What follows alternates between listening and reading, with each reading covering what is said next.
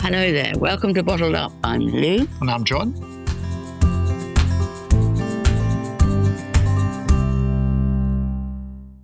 We've done this now 16 years online. Yeah. Since then, the ability for psychologists to define more easily and in more subtlety all the different things that we go through when we're abused. For example, now coercive control is a criminal offence. We now have a culture where take care of yourself, don't put up with this crap, is a really, really loud message. Yeah, very much so. But if you take technically what someone living with a drinker goes through, you can tick a lot of those boxes. Now, we've already said we don't tick the box about physical and sexual violence, absolutely not. But then you get this subtle world where your drinker, to protect his drink, is actually coming up with things which are unacceptable, you know. But, and I tell you why I stayed for a long time, is that my husband was a binge drinker, but he really loved me. He didn't want to do what he was wanting to do. So both of us were searching for answers. And we've come across thousands of people who say exactly the same thing. Your husband might not be a binge drinker, but there may be quite a lot of the marriage that still feels as if it's not impacted by drink. Yeah. And then you get those weeks or days when you think, I need to go, no question. Most of the people who come to us want to spend a lot of time with Jekyll. They don't want to spend time with Hyde. Now, if you're feeling exhausted and you clicked on this because deep down you know that you need to go, but you're feeling a bit guilty, do not use this as an excuse to stay. If you're at that point, the chances are you should listen to your heart and go straight away. And so we're not in the business of getting people that definitely should go to hang around. That is not what we want. And every situation is completely different. So we cannot tell you what to do in your situation. We absolutely can't. But what we want to do is want to lay out some of the issues, so that you can make a more informed decision. Yeah. But if you do the program, it will help you when you leave, because you can actually go to your partner or to, whoever it is and say, I really have tried to stay, but I absolutely need to go. So there's a value in doing a program, as long as you're not in a situation that is so critical that you're hanging on long before. Safety is the one issue that we say, no, do not compromise on your safety. Other than that, it's up to you at the end of the day. And different people have different tolerances. Can I say with a yes but here?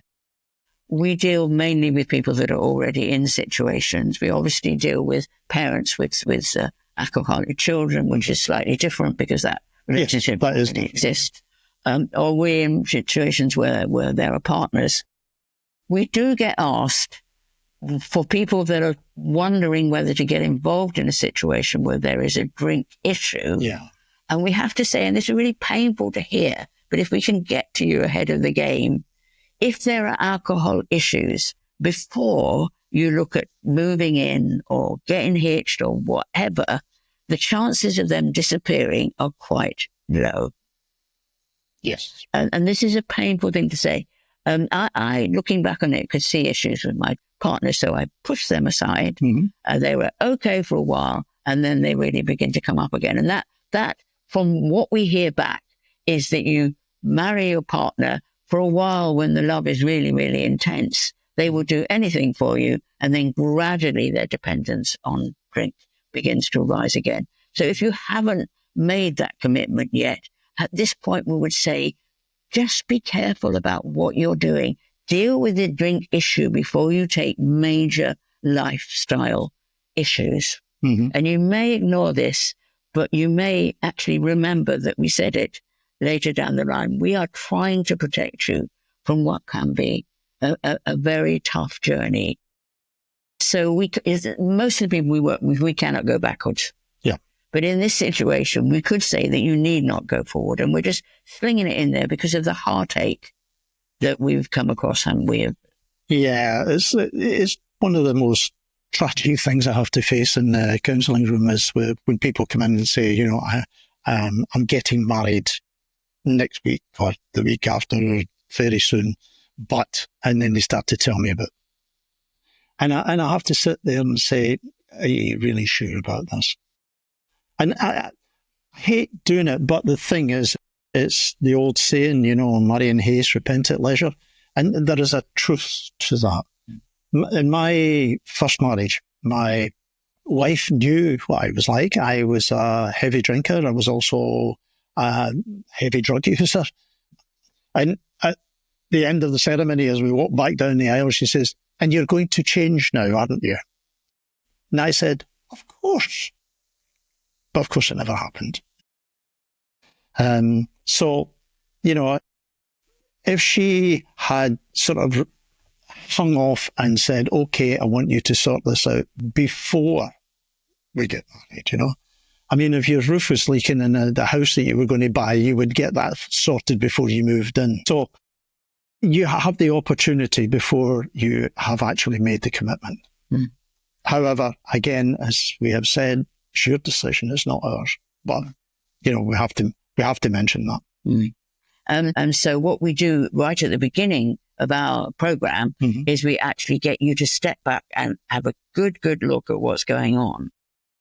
Okay, if you are actually in a relationship now and you decide, okay, I can't cope with this any longer, I need to go, then I would suggest that, first of all, you take a deep breath, think long and hard about it, and talk to somebody. You need some sort of counsel, even if it's your own counsel, but you have a sounding board. If you've got somebody who's a good listener and will not just agree with you, but tell you what you need to know. If you tell your best friend or you tell your parents, the chances are they will want to pick you up on the car immediately. And let's face it, often at this point, people are not telling anybody. I didn't talk about my problem till 2 years after my husband died. Mm-hmm. Then ironically, I did it on public radio. But only the very few knew what was going on. If you go to those, they will say they want to protect you and rescue. Yeah. So it won't be objective. In some ways, if you can afford it, just going to a counsellor and just talking through a few issues before you do that. Yeah. I mean, you may be way past that. Yeah. So... Yeah, it might be useful to go to a counsellor and talk things through, and get a bit of objective advice. But if you do decide to go, then there's a number of things you really need to look at, and then sort of the order that we're looking at them in is safety. Yeah. I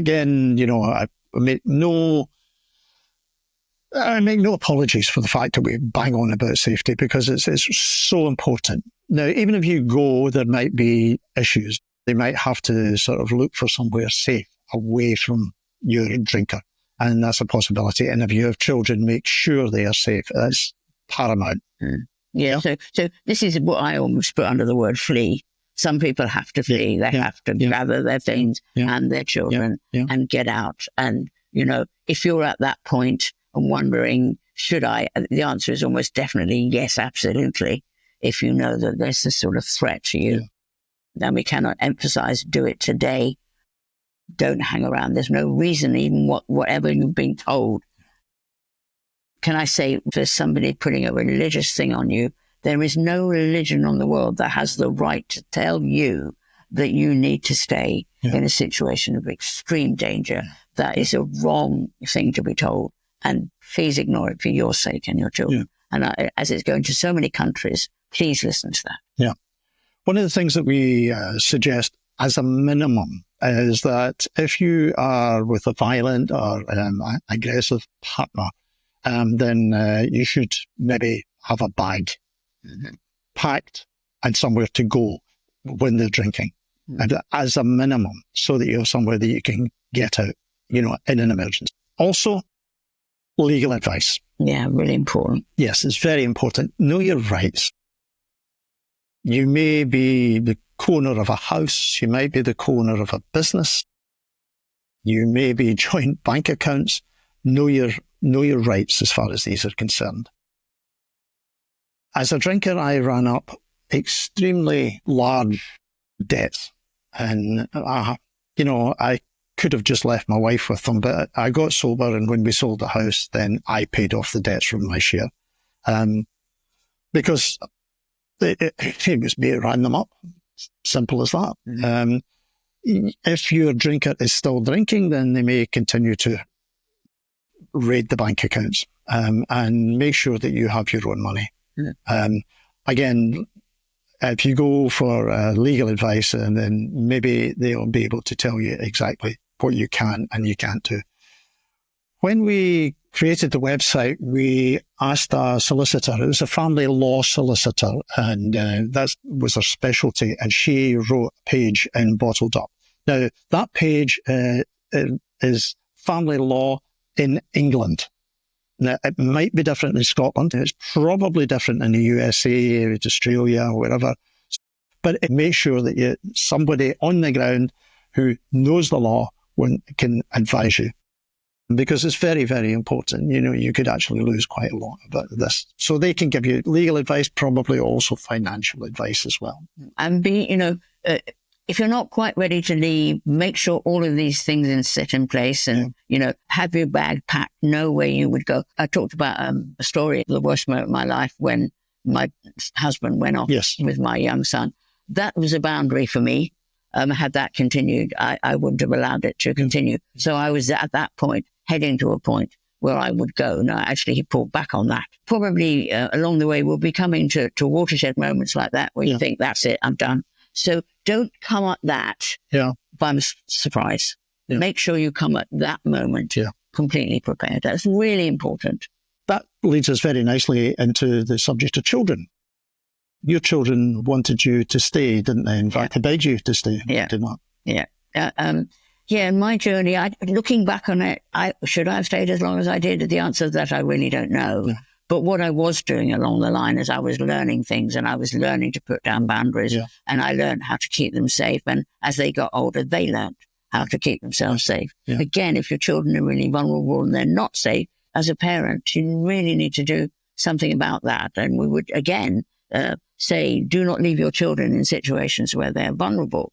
Obviously, that's not a good thing to do. So your children's safety is very important. If in some ways, I think in a situation like this, it is really good to look ahead and to know what your options are, even if you are not taking them. Yeah. I think knowing what you can do if you need to go. Yeah. If you are really in a dire situation in terms of violence with your children, I mean, in UK, we have refuge. I don't know what it's like in other parts of the world. Some places do. Some. Yeah, you can go to the doctor. Yeah. Go to your family. Just flee. Yeah. If you have to, and and that's really important that you hear that. Yeah. I would go to the doctors because you may need medication at that point if you're feeling really, for anxiety and depression. Many people, the statistics for people who live with a problem drinker, that were very, very high in depression, very, very high in anxiety, very, very high in use of medical facilities, GPs, A&E, and other. Yeah. So. Now, we know your whole life is built around getting them fixed. That's why you're here. But we want you to start taking care of yourself and take your focus off your drinker, because I've been there, it's all about him. How can I fix him? And we completely forget that we're important, but just to look at what you're doing, seeing if it's working, and probably you'll find it isn't. And so we begin to then enable you to have some energy to assess the situation a little bit more fully. So our takeaways, number one, make sure you and your children are safe. We cannot say that strong enough, okay? Yes, paramount. Your safety, your children's safety. Yeah. Okay, don't act in haste. You really need to think about this. I mean, these are life-changing decisions that you will be making. So please talk to somebody that you trust, maybe even a professional, and make sure that you get good advice from them, or somebody who is not just going to sit there and go, yes, yes, yes, yes, yes, but somebody who will tell you what you need to hear. And get advice. Get legal advice, get financial advice, and make sure that you're in a good position. Things can change very, very quickly. Yeah. You can escalate very quickly in a drink situation. If you decide to go, you can look at the person that you're saying it to, or your children, or him, her, whoever it is you're leaving. Darling, I have done everything I know to try and stay, but it isn't working. I've got to go.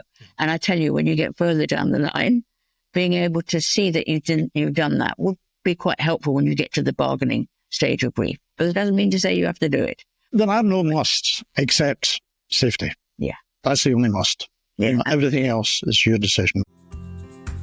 So thank you very much for listening. We've loved having you with us, and please join us next time. Yeah. Okay. Bye-bye. Thanks for listening.